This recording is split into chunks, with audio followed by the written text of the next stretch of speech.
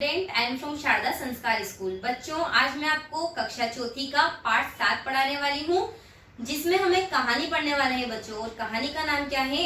Andrew क्लीच और शेर। तो चलिए देख लेते हैं एंड्रू क्लीच और शेर की क्या कहानी है।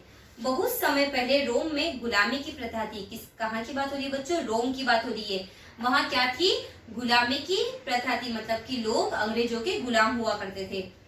गुलामों को भेड़ बकरियों की तरह खरीदा व बेचा जाता था और उनके साथ उनके मालिक बहुत ही बुरा बर्ताव करते थे। एक बार क्या होता है बच्चों, एंड्रूक्लिस नाम के एक गुलाम को उसका मालिक रोम से अफ्रीका ले गया। मालिक बहुत ही क्रूर और निर्दयी इंसान था। वह एंड्रूक्लिस से सारा दिन खूब काम करवाता था, पर उसे भरपेट भोजन तक नहीं देता था बच्चों। वह अपने मालिक के अत्याचारों से तंग आ गया था। एक दिन वह रात के समय वहां से 9-11 हो गया, मतलब कि भाग गया। वह समुद्र के किनारे भागा जा रहा था।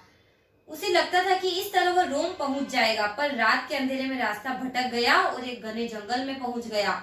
पर वह रात के अंधेरे में वह थककर चूर हो गया। उसे एक गुफा दिखाई दी तो वह भूखा प्यासा उसमें जाकर लेट गया। उसकी आंख खुली।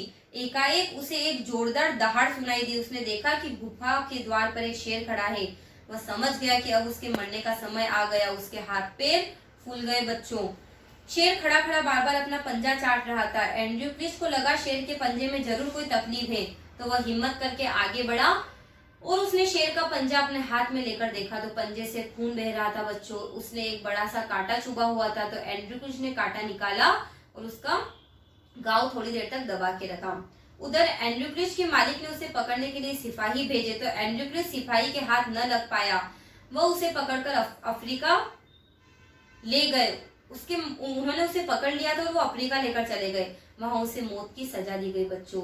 एक बहुत बड़े मैदान के चारों ओर बादशाह, दरबारी व शहर के अन्य लोग बैठे थे। वहां एंड्रूक्लिस को उसी मैदान में लाया गया। उसे अपने बचाव के लिए एक भाला दे दिया गया। फिर वहां 4-5 दिन का एक भूखा शेर छोड़ दिया। शेर बुरी तरह दहाड़ता हुए आगे बढ़ा। वह एंड्रूक्लिस पर झपटने को ही था कि उसे देखकर रुक गया। वह एंड्रूक्लिस के सामने एक पालतू कुत्ते की तरह दुम हिलाने लगा बच्चों। यह देखकर सब दंग रह गए। चारों ओर सन्नाटा छा गया। एंड्रूक्लिस उसे देखते ही पहचान गया था कि यह तो वही शेर है जिसके पैर में क्या था बच्चों? कांटा था और उसने निकाला था। उसने शेर की पीठ पर हाथ फेरा और उसे पुचकारा। शेर अपना सिर झुकाकर उसके पैरों को चाटने लगा। यह सब देखकर बादशाह ने एंड्रूक्लिस को अपने पास बुलाया और पूछा, क्या बात है, शेर ने तुम्हें कुछ नहीं किया? तो एंड्रूक्लिस ने सारा किस्सा सुनाया।